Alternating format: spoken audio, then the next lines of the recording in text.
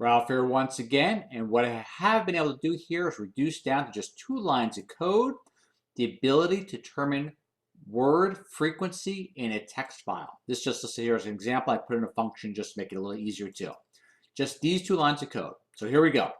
First, what we're going to do is going to open the file, and then it's going to read through the file. It's going to split those words up into a list.